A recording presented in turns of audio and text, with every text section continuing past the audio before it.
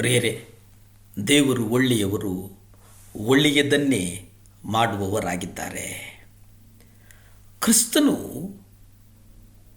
ಒಬ್ಬ ಗೌರವಾನ್ವಿತ ರಾಯಭಾರಿ.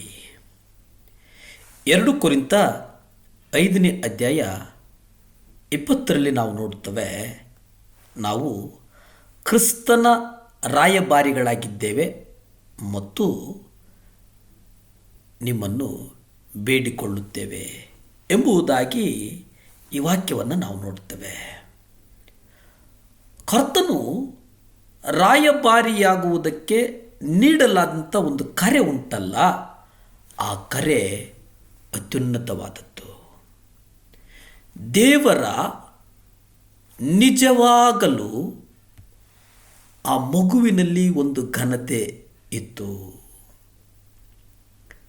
ಆ ಮಗು ಈ ಲೋಕದಲ್ಲಿರ್ತಕ್ಕಂತಹ ಎಲ್ಲರ ಪಾಪಗಳನ್ನು, ಎಲ್ಲರ ಶಾಪಗಳನ್ನು ಕಲ್ವರಿ ಶಿಲುಬೆಯ ಮೇಲೆ ಹೊತ್ತುಕೊಂಡು ಮೌನವಾಗಿ ಕುರಿಮರಿಯಾಗಿ ತನ್ನ ಪಾಪಗಳನ್ನು, ತನ್ನ ಶಾಪಗಳನ್ನು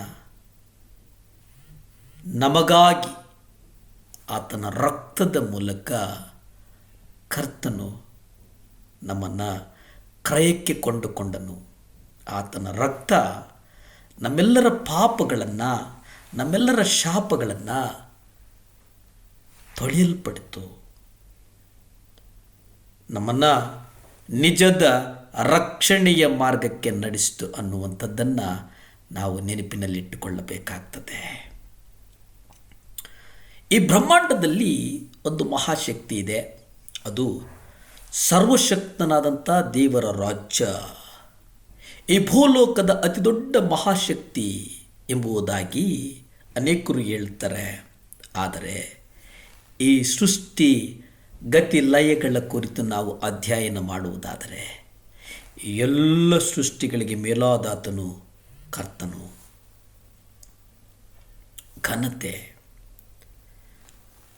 ಕೀರ್ತನೆಗಳು 50ನೇ ಅಧ್ಯಾಯ 12ರಲ್ಲಿ ನಾವು ನೋಡುವುದಾದರೆ ಅಲ್ಲಿ ಕರ್ತನು ಬಹಳ ಸ್ಪಷ್ಟವಾಗಿ ಹೇಳ್ತಾನೆ, ನಾನು ಹಸಿದಿದ್ದರೆ ನಿನಗೆ ಹೇಳೆನು, ಭೂಲೋಕವು ಅದರ ಪರಿಪೂರ್ಣತೆಯು ನನ್ನವೇ.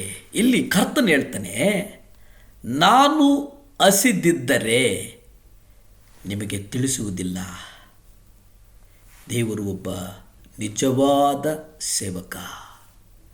ಒಂದು ವೇಳೆ ನಾನು ಹಸಿದಿದ್ದರೆ ಅಥವಾ ಅಗತ್ಯತೆಯಲ್ಲಿದ್ದರೆ ನಾನು ನಿಮಗೆ ಹೇಳೋದಿಲ್ಲ. ಪರಲೋಕದಲ್ಲಿರ್ತಕ್ಕಂಥ ನನ್ನ ಯಜಮಾನನು, ಇಡೀ ಭೂಲೋಕದ ಒಡೆಯನು, ಅವನಿಗೆ ನಾನು ತಿಳಿಸುವೆನು ಅನ್ನುವಂಥದ್ದು ಇದು ಅದರ ಸೌಮ್ಯ ಆಗಿದೆ ಅನ್ನುವಂಥದ್ದನ್ನು ನಾವು ಗಮನಿಸಬೇಕಾಗ್ತದೆ. ನೀವು ಎಲ್ಲಿದ್ದರೂ ನೀವು ಯೇಸು ಕ್ರಿಸ್ತನ ಒಬ್ಬ ರಾಯಭಾರಿ ನೀವಾಗಿದ್ದೀರಿ ಅನ್ನುವುದನ್ನು ನೀವು ನೆನಪಿನಲ್ಲಿಡಿ.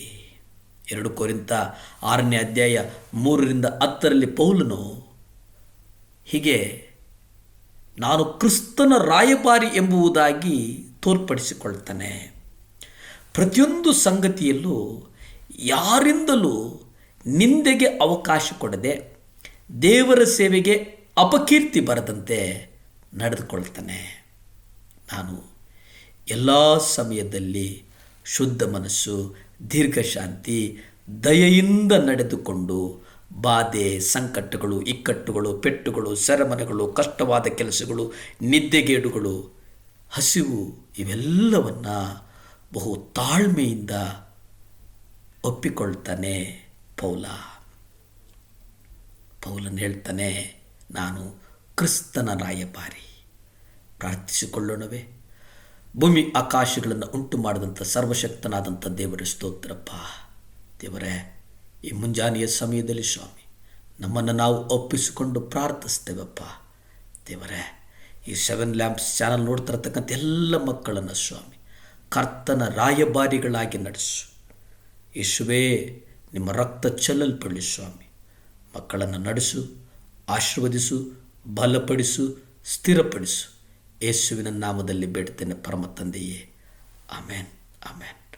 ಹಲ್ಲೆಲೂಯಾ.